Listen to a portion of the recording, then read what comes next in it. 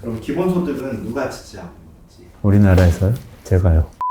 그럼 뭐 정치인들 중에서는 이재명 경기도지사, 그리고 장기적으로는 또 필요하다고 얘기했던 사람들은 김종인 비대위원장, 미래통합당 비대위원장도 그 정도 얘기는 했고, 김세연 전 여의도연구원장, 미래통합당 국회의원이었죠. 그분도 장기적으로 필요하다는 얘기를 했고, 정세균 국무총리가 청년 기본소득 정도는 고려를 해볼 수도 있지 않느냐라는 이야기를 했고요. 이낙연 전 국무총리가 기본소득을 잘 이해하고 있다고 얘기했고 그런 정도네요. 지자체별로 예를 들면 김승수 전주시장이 전주에서 재난기본소득을 제일 먼저 실시를 했거든요. 기초단체 중에서 이번에 코로나 사태 이후에. 근데 내용은 보편적 기본소득하고는 좀 거리가 있어요. 그렇지만 본인은 기본소득이라는 명칭을 일부러 썼다. 이거는 앞으로 갈 제도이기 때문에 그렇다는 암시를 좀 했습니다. 그리고 이제 사실은 그런 분들 말고도 지역에 다니면서 얘기를 해보면 특히 이제 인구가 아주 감소해서 지역이 소멸될지 모를 위기에 있는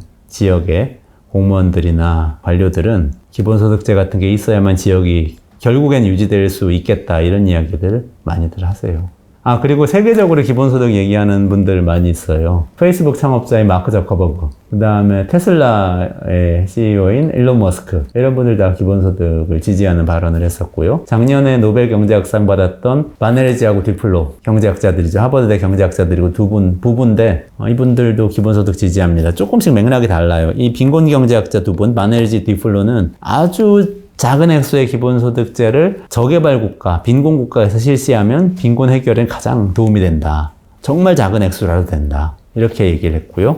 일론 머스크 같은 경우는 앞으로 4차 산업혁명 인공지능 때문에 일자리 다 없어질 거기 때문에 구매력을 보강하기 위해서 기본소득 지급해야 된다. 이렇게 얘기했고, 마크 저커버그는 조금 희망적으로 얘기했는데요. 이분이 하버드대 연설에서 이렇게 얘기했었죠. 인간이 이제 물질적인 부는 어느 정도 해결을 했는데 그 다음 단계로 나가야 되고, 그 다음 단계는 우리가 가시롭게 생각하는 것들이다. 환경이라든지 또 다른 사람들과의 관계라든지 이런 건데, 이런 걸 정말 잘하려면 소득이 보장돼야 된다. 생계활동만 너무 열심히 하다 보면 오히려 환경을 해치고 관계를 해치고 이렇게 된다. 이런 얘기를 좀 했었습니다. 카톨릭의 프란치스코 교황, 기본소득이 필요하다고 이야기하셨죠. 이분은 기본임금이라고 얘기했는데 굉장히 강력한 표현인데요. 이게 뭐냐면은 그렇다고 뭐 노동자들한테만 월급 줘야 된다 이런 얘기 하신 게 아니고 모든 사람에게 권리가 있다고 얘기한 셈이지. 임금은 권리잖아요. 소득이나 뭐 수당이라고 그러면 보통 이렇게 타와서 쓰는 공짜 돈이라고 생각하는데, 그러니까 좀 강력하게 메시지를 던진 거죠. 사람이 존재함으로써 사실은 소득도 권리로서 보장받아야 한다는 종류의 이제 메시지를 던졌습니다. 맞네, 지지하는 사람. 그렇게 많은데 이슈가 너무 늦게 된 거 아닙니까?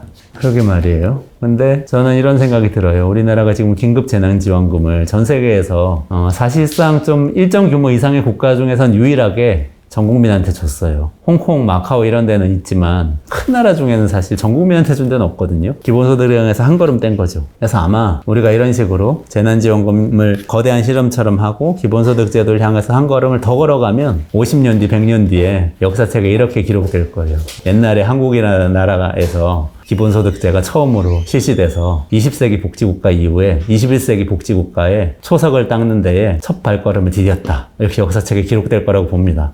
지금 우리가 맨날 독일의 비스마르크가 국민연금 처음으로 도입했어요. 그리고 영국의 비버리지 보고서가 근대 복지국가에 기원이 되었어요. 이렇게 얘기하는데 다 100년 전, 150년 전 얘기잖아요. 우리도 그렇게 되는 거죠. 너무 늦게 이슈가 되긴 했지만 또 우리가 선점함으로써 너무 국뽕인가? 너무 늦게 시작했지만 한국이 이제 진짜 경제성장률하고 국민소득만 선진국이 아니고 제도와 문화도 선진국이라는 걸 보여줄 수 있는 중요한 계기라고 봅니다.